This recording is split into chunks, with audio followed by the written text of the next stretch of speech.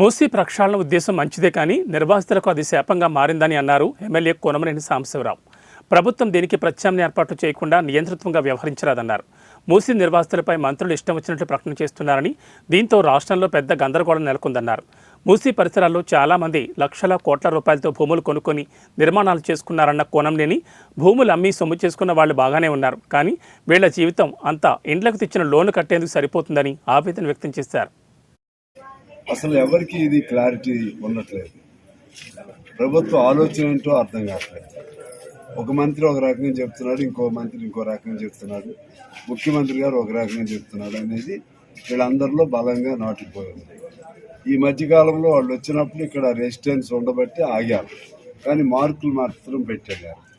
అంటే ఈ ప్రాంతం వలన అసలు మూసీ అనే దానికి అర్థం ఏంటి, వాళ్ళు ఏమి ఆలోచన చేస్తున్నారో క్లారిటీ ఉండాలి. కేవలం సుందరీకరణ పేరుతో ఈ ఇళ్ళన్నీ తీసేయాల్సిన అవసరం ఉందా, లేదు ఏమైనా డ్రైన్ వాటర్ అందులో కలుస్తుందా? అలా కలిసే అవకాశం లేదు. ఎందుకంటే సేనరీ మన ట్రీట్ ఆల్రెడీ ఉంది.